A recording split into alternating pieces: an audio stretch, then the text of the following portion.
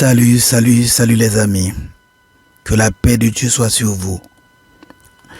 Aujourd'hui encore, nous allons continuer avec notre série sur la Bible.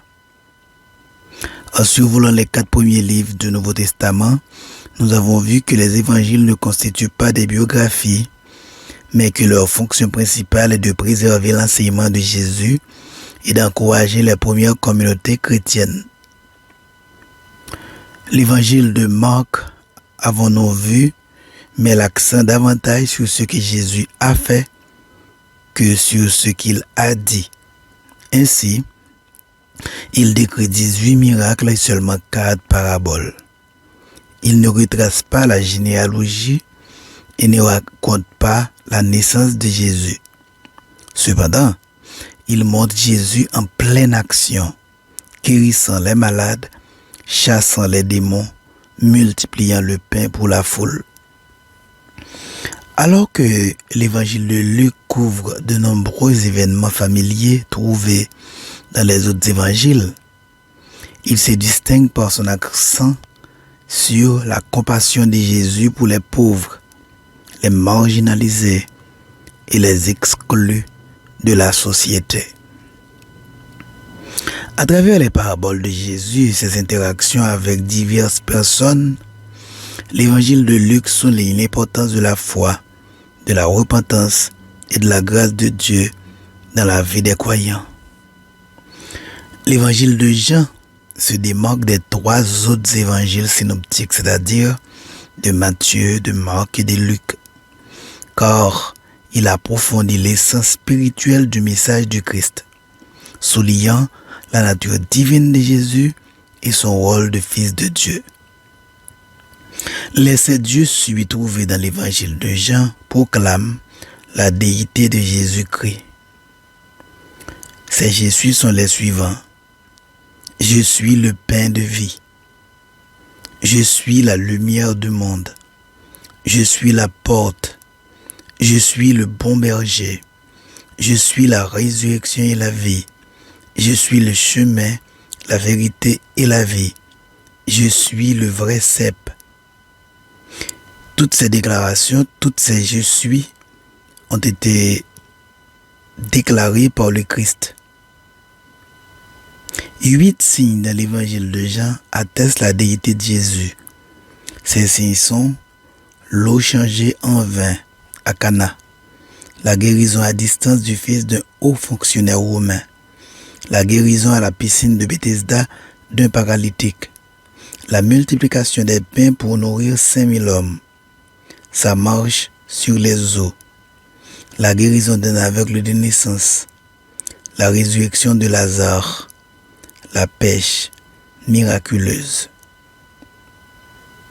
Le signe, la preuve la plus forte en faveur de la déité du Christ, Jésus, est sa résurrection. C'est la raison pour laquelle l'apôtre Thomas, après avoir vu le Christ ressuscité dans un élan d'adoration, a dit « Mon Seigneur et mon Dieu ». En lisant et en réfléchissant sur le livre de Jean, nous sommes encouragés à embrasser Jésus comme la parole, le logos, l'éternel je suis, c'est-à-dire le ego eimi, le Yahvé, le pain de vie, la lumière du monde et la source de la vie éternelle.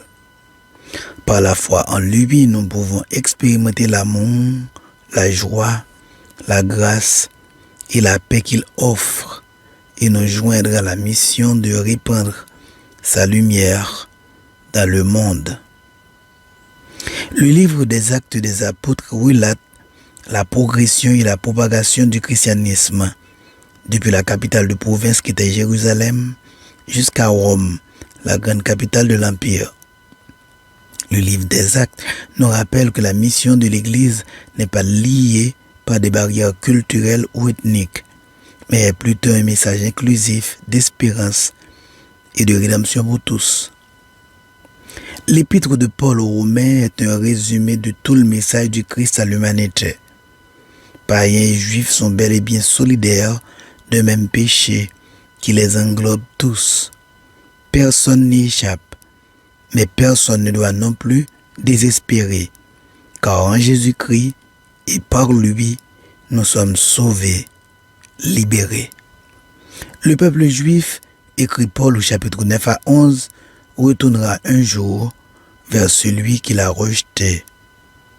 Libéré par le Christ, le chrétien doit dès lors vivre le même amour que le Seigneur a eu pour lui. La marque des chrétiens, c'est l'amour fraternel sous toutes ses formes. Le livre de 1 Corinthiens offre une mine de conseils aux chrétiens dans divers aspects de leur vie, qu'il s'agisse d'aborder les divisions au sein de l'Église ou de fournir des directives pratiques pour la vie chrétienne. La lettre de Paul est une ressource précieuse pour les croyants qui cherchent à grandir dans leur foi. Il faut toujours se rappeler que les ordonnances trouvées dans la première lettre de Paul aux Corinthiens est culturelle et non supraculturelle. Ces ordonnances ne concernent pas toutes les populations mondiales, mais ces ordonnances concernent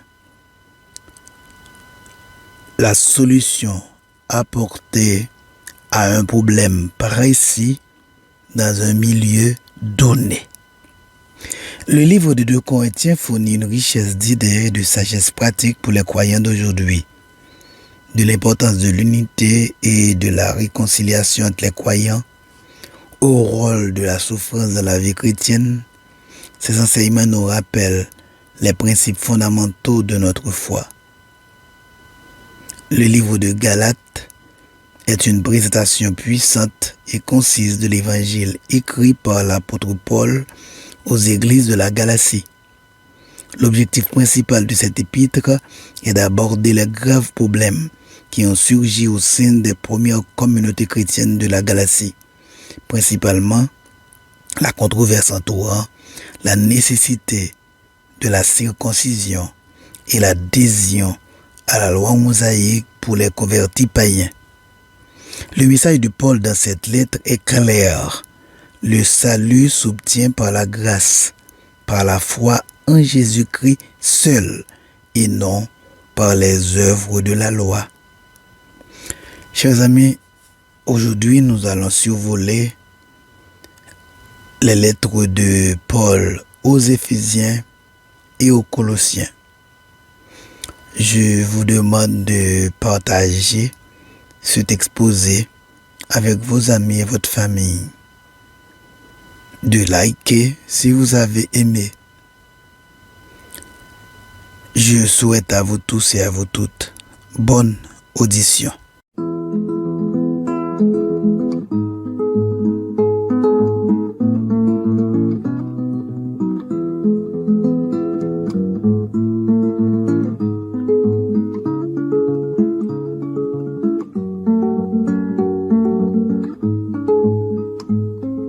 Jésus-Christ est la lumière du monde.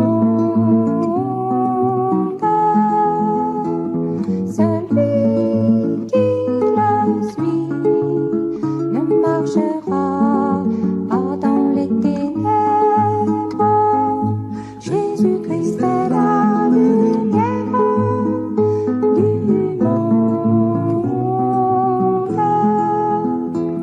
Celui qui le suit ne marchera pas dans les ténèbres, mais il aura la lumière de la vie. Mais il aura la lumière de la vie.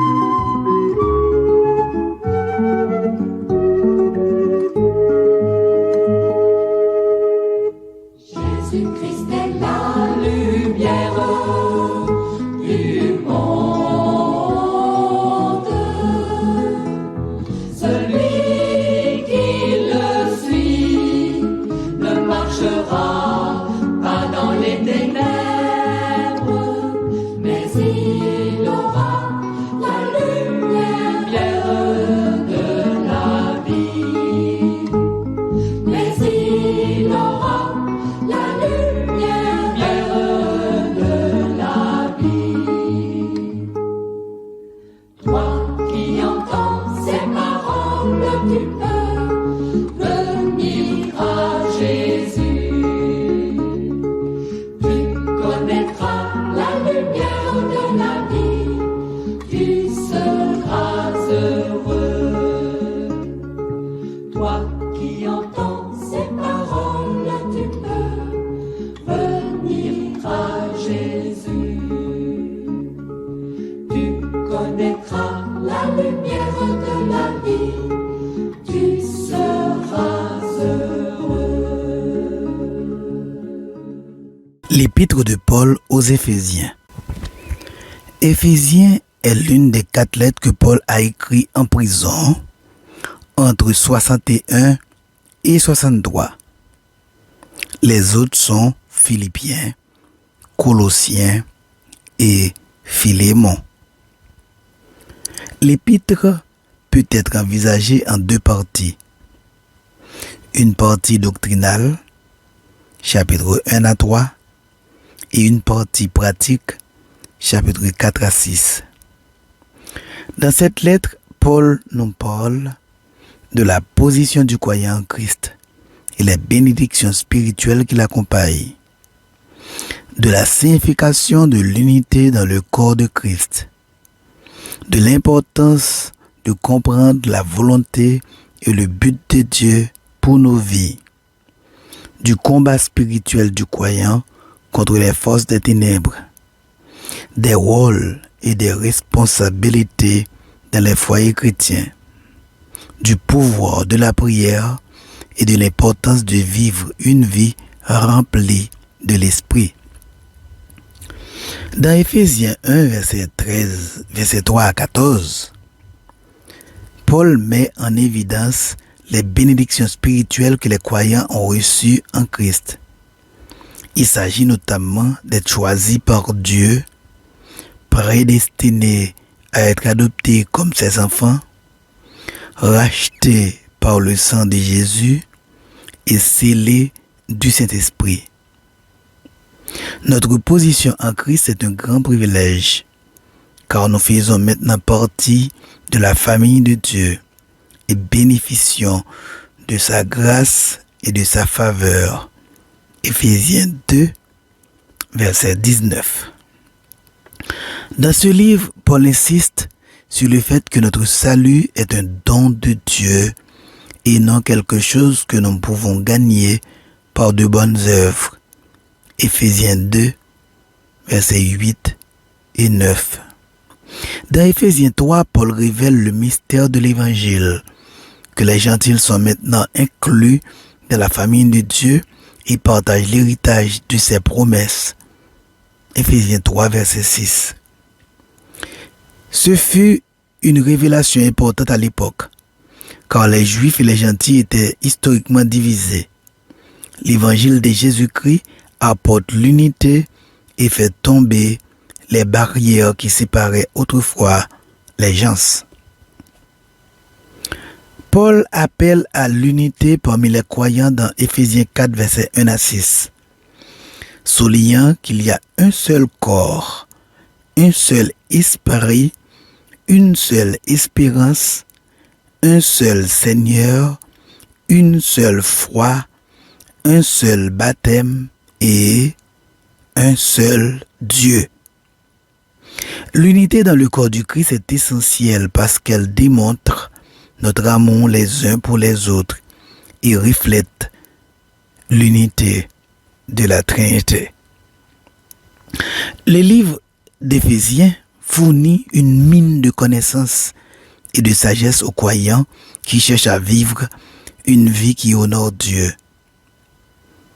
En comprenant notre position en Christ, en recherchant l'unité dans le corps, en marchant dans la sagesse, en nous engageant dans le combat spirituel, en remplissant nos rôles dans les foyers chrétiens et en embrassant la puissance de la prière et une vie remplie de l'esprit, nous pouvons expérimenter la vie abondante que Dieu désire pour nous. Éphésiens, chers amis, est une épître pour le monde entier. pour le juif et le gentil, pour le mari et la femme, pour le parent et l'enfant, pour le maître et le serviteur.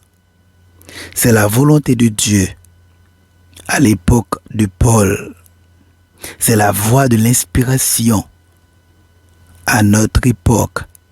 C'est une épître qui a un attrait et une portée universelle. C'était notre survol de l'épître de Paul aux Éphésiens. Et maintenant, survolons l'épître de Paul aux Philippiens.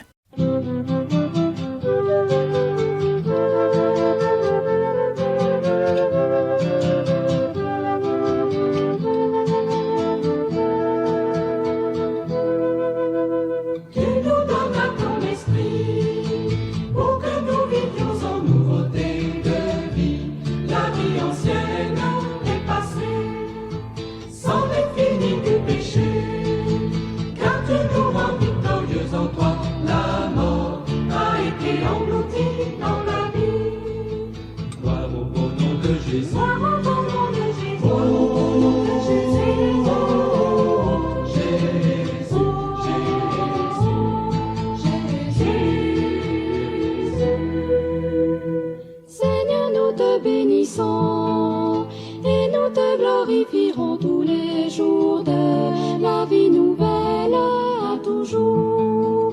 Ce n'est plus nous qui vivons, maintenant c'est toi qui vis en nous, Seigneur. Nous pouvons t'adorer, tout Jésus. Gloire au beau nom de Jésus. Gloire au beau nom de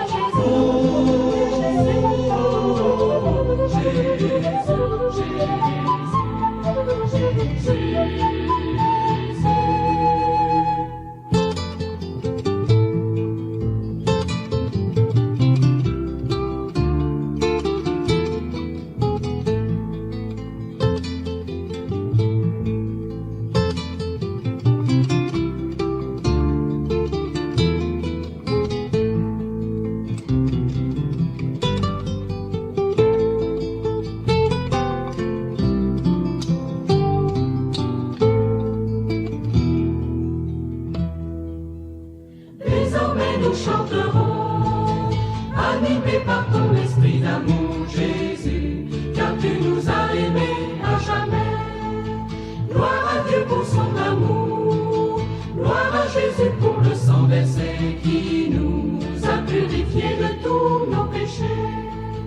Gloire au beau nom de Jésus. Gloire au beau nom de Jésus. Oh, de Jésus. Oh, Jésus,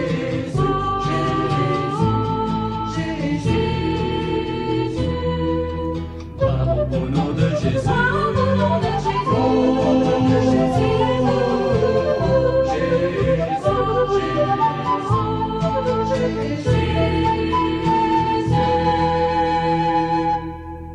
Philippiens.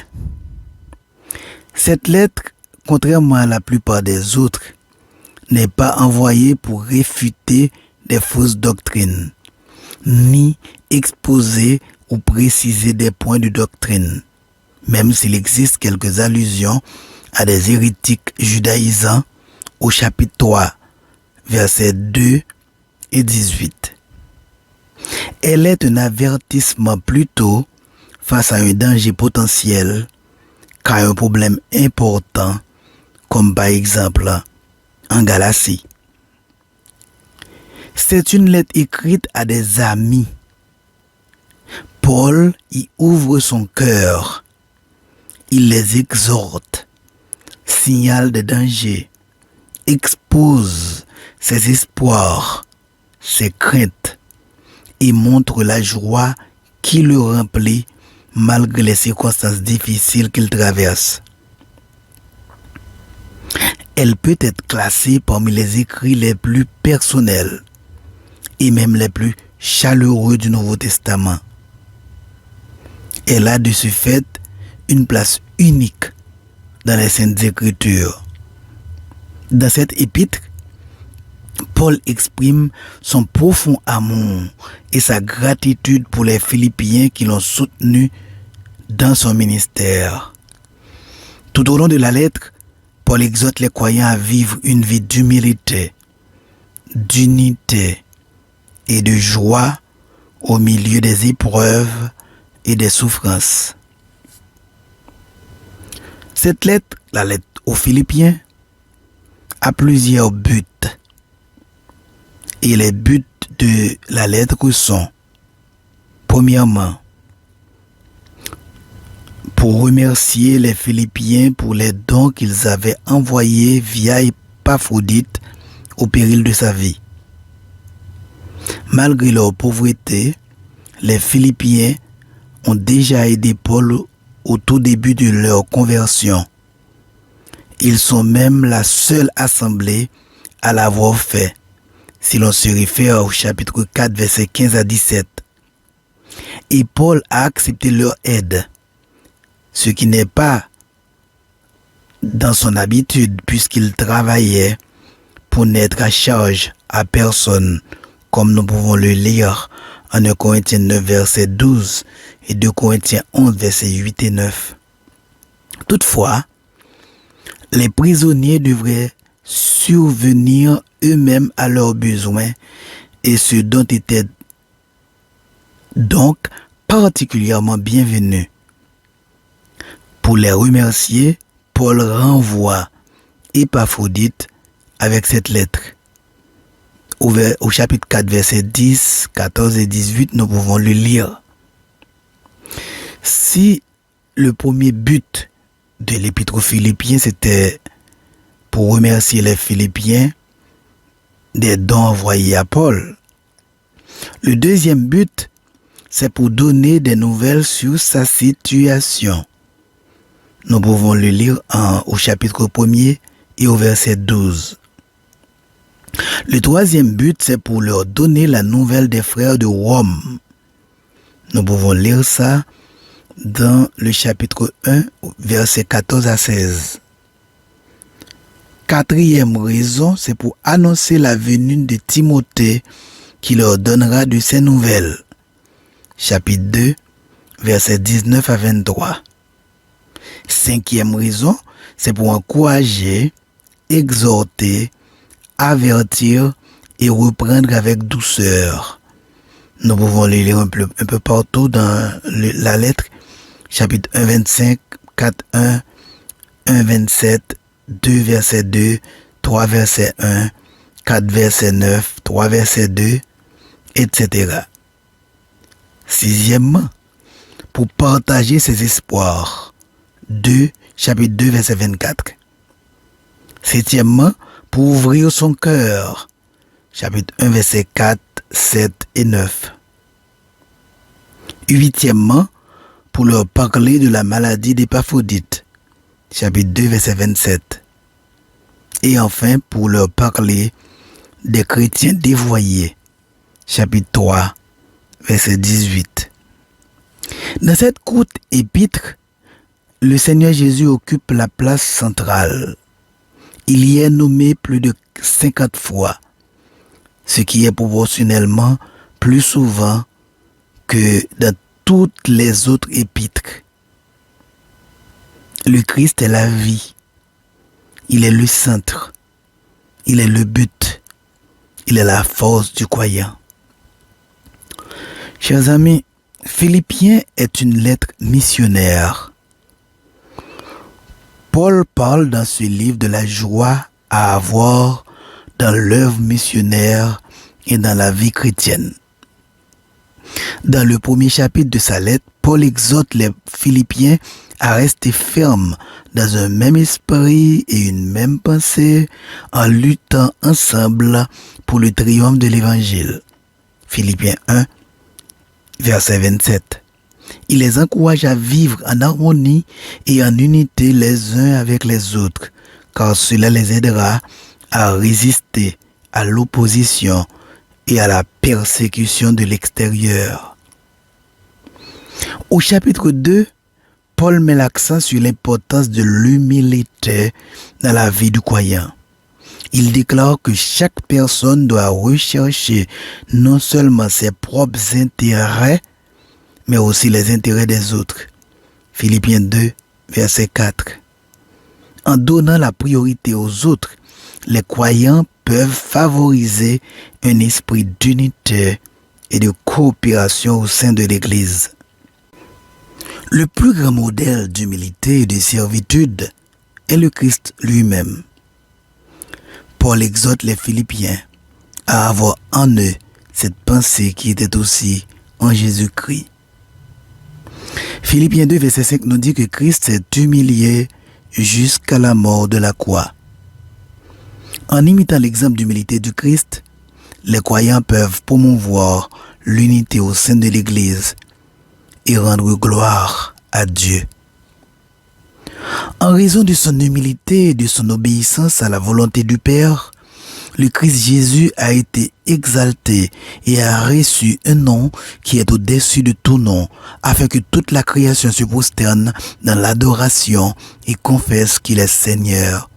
Philippiens 2, versets 9 à 11. En suivant l'exemple d'humilité du Christ, les croyants peuvent développer un esprit d'unité et d'altruisme au sein de l'Église et finalement rendre honneur et gloire à Dieu. Malgré ces circonstances difficiles, emprisonnement et possibilité de mort, Paul exprime constamment sa joie tout au long de sa lettre aux Philippiens. Il les encourage à se réjouir toujours dans le Seigneur. Philippiens 4, verset 4. Soulignant que la vraie joie vient d'une relation avec le Christ et ne dépend pas des circonstances extérieures. Les mots joie, se réjouir reviennent dans chaque chapitre.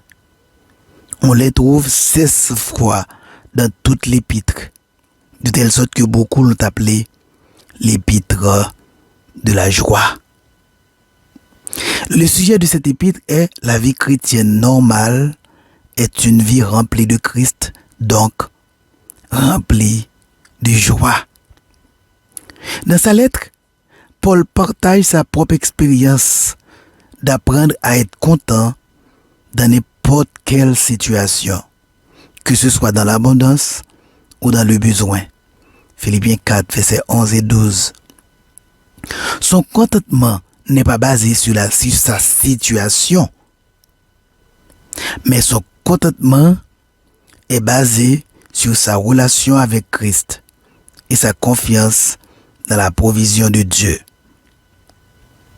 Le secret du contentement, comme le révèle Paul, se trouve en Christ, qui nous donne la force d'affronter n'importe quelle circonstance.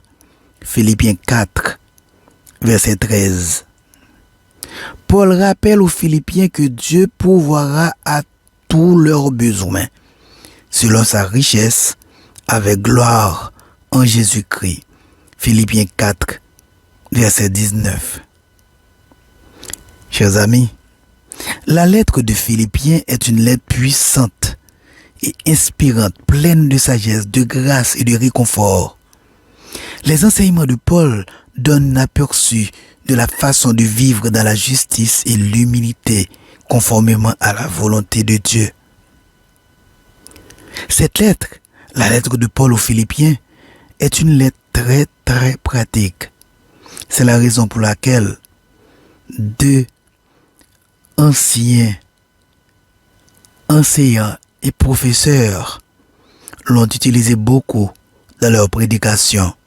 Il s'agit du professeur Ronald Lawson, professeur à l'école évangélique de la Bible.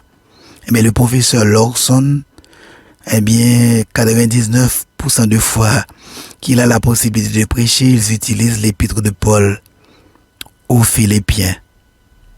Idem pour le pasteur Ruben Mark. Souvent, le pasteur Ruben Mark utilise l'épître de Paul aux Philippiens comme texte de base pour sa prédication de l'évangile. L'épître aux Philippiens, chers amis, est une lettre dont Christ est le centre. Il nous rappelle que Christ est le centre de la vie du croyant. Au verset 21 du chapitre 1, nous lisons « Pour moi, vivre c'est Christ ». L'épître de Paul aux Philippiens est le centre de la louange universelle. Au verset 11 du chapitre 2, nous lisons « Afin que toute langue reconnaisse que Jésus-Christ est Seigneur à la gloire de Dieu le Père ». L'épître aux Philippiens est le centre de la vie chrétienne. Au chapitre 3, verset 8, nous lisons « L'excellence de la connaissance du Christ, Jésus, mon Seigneur ». L'épître de Paul aux Philippiens est le centre de l'espérance du chrétien. Au verset 20, nous lisons « Nous attendons le Seigneur Jésus-Christ comme sauveur ». Cette épître est la source de la joie de Paul. Cette épître est la source de la joie tout court. Cette épître est la source de la joie. Ou du moins encore, cette épître nous invite à vivre dans la joie. Au chapitre 3, au verset 1er, Paul nous dit « Réjouissez-vous toujours dans le Seigneur ». Cette épître est la source de sa force. Au chapitre 4 et au verset 13, nous lisons « Je peux tout en celui qui me fortifie ». Et enfin, on peut dire que l'épître aux Philippiens est la source de grâce. Au verset 23 du chapitre 4, nous lisons que la grâce du Seigneur Jésus-Christ soit avec votre esprit. Cette lettre, l'épître de Paul aux Philippiens, est une lettre écrite à une église en bon état. Au verset 1er du chapitre 4, nous lisons ainsi « Donc, mes frères bien-aimés, que je désire tant revoir, vous, ma joie et ma couronne, restez ainsi fermes dans le Seigneur bien-aimé. » C'est une lettre qui apprend à se réjouir. J'en suis joyeux et je me réjouis avec vous tous. De même, vous aussi soyez-en joyeux et réjouissez-vous avec moi. Chapitre 2, verset 18. L'épître de Paul aux Philippiens est une lettre qui montre quelles sont les vraies valeurs. Au verset 8 du chapitre 3, nous lisons « Plus encore, je considère toutes choses comme une perte à cause de l'excellence de la connaissance du Christ Jésus, mon Seigneur. » Comme le professeur Ronald Lawson, comme le pasteur Ruben Mark, j'aime beaucoup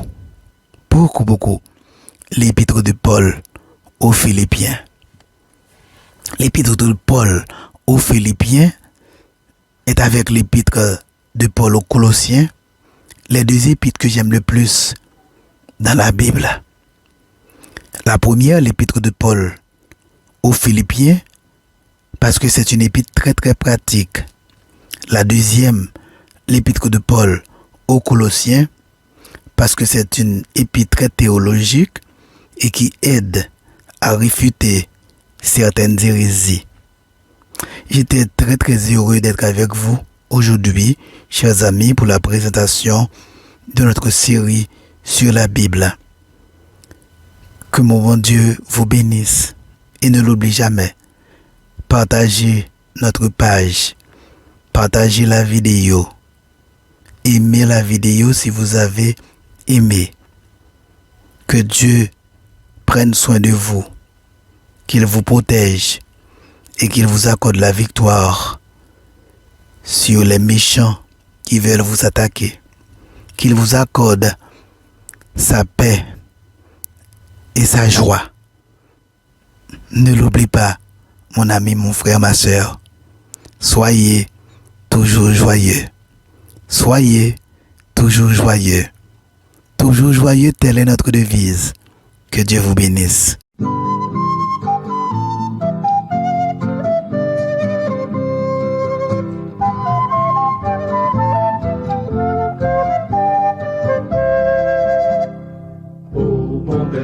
c'est en toi que je me confie pour la vie. Ô bon berger, c'est en toi que je me confie pour la vie. Ô bon berger, c'est en toi que je me confie pour la vie. Et désormais, ensemble nous suivrons tes voies, Seigneur. Et désormais, ensemble nous suivrons tes voies, Seigneur. Quelle joie de te servir, Mon bon berger, là où tu iras, j'irai avec toi pour l'éternité. J'irai avec toi Pour l'éternité.